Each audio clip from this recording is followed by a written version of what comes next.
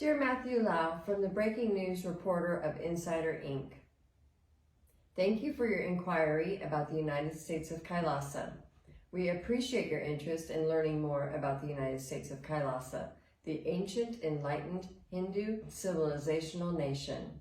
We're happy to answer your questions.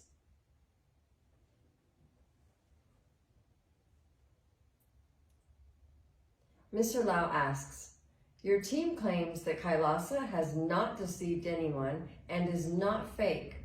What does KAILASA claim to be in conventional terms? Is it a sovereign state or an organization perhaps? Mr. Lau, we are a revival of the ancient enlightened Hindu civilizational nation operating through a group of NGOs in multiple countries across the world. It was established much in the spirit of a country like the Sovereign Order of Malta, a borderless service-oriented nation. Its vision is leaving enlightenment for all, leading to global peace, irrespective of any external differences including gender, race, nationality, color, caste, creed, etc. It is established on the principle of oneness or Advaita in Sanskrit. Mr. Lau asks, your team also claims there have been instances of Hinduphobia and racism in the media. Can you identify these instances and explain your reasoning for them?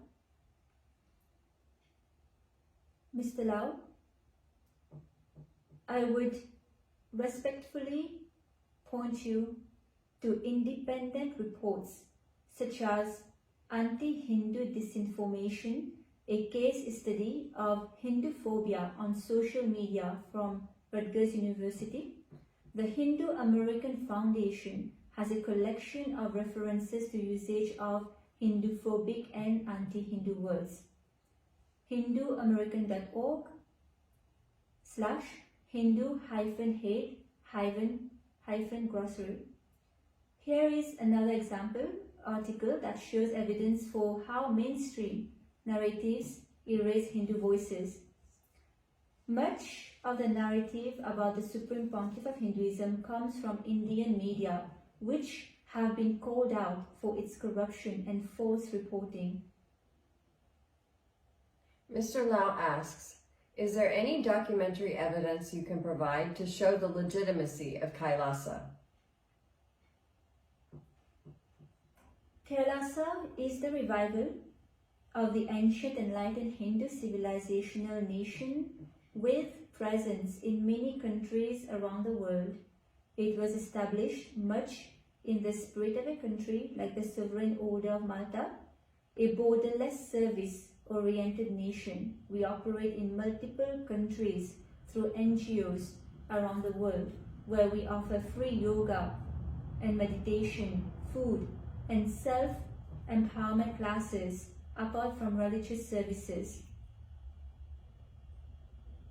Mr. Lau asks, Nithyananda also says he owns an island off the coast of Ecuador. Can KAILASA prove this claim? The Supreme Pontiff of Hinduism has never claimed he owns an island. Mr. Lau asks further, Nithyananda has been accused of rape in India.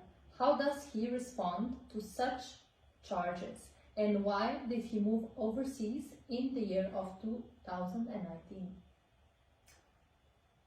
This case is absolutely false. Many prominent human rights advocates have given independent reports and legal opinions attesting this. Among them is world-renowned Queen's Counsel from UK, Mr. Jeffrey Robertson, who says in this report about the persecution, quote, it arises more generally from the demonization of their leader and guru by the media and state government officials as a result of false sexual abuse charges first leveled against him in 2010 and pursued in a manner that amounts to an abuse of process, unquote. He further adds that, quote, The state of the prosecution evidence in both cases is weak, and it is reasonably likely that he will eventually be acquitted. It is particularly concerning that the central government is urging states to encourage police action against him, which is marks of persecution and reprisal for his complaints to the United Nations, unquote.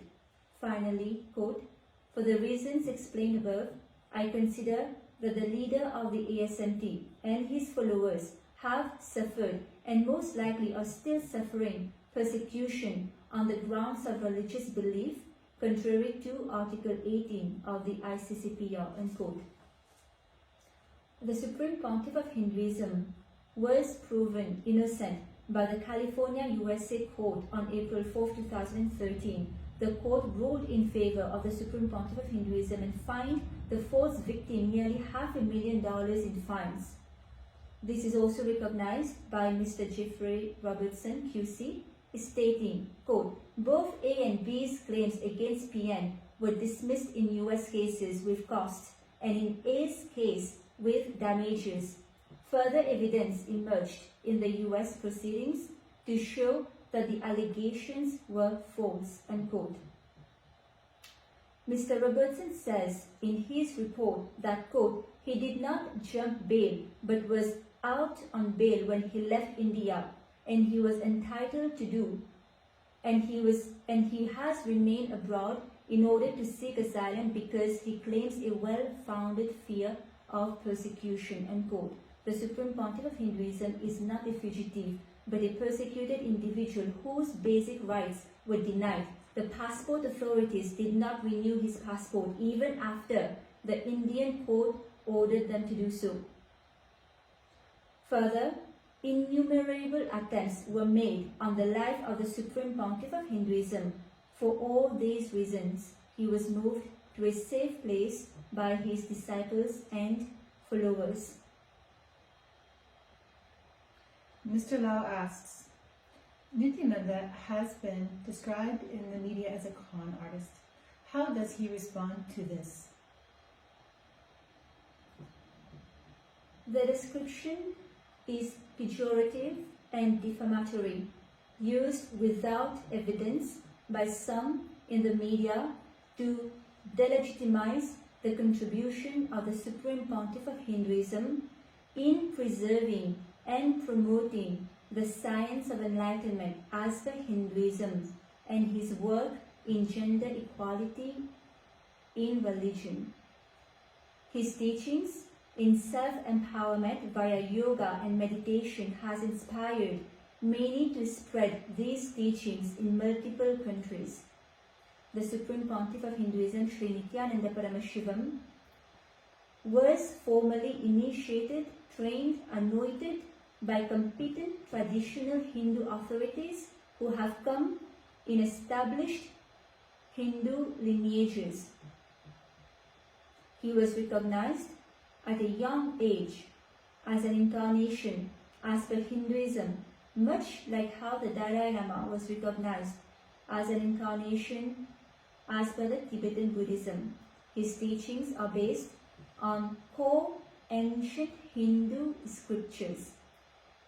We hope that our previous responses have clarified your questions. Please let us know if you have any further questions, and we will be happy to answer them for you.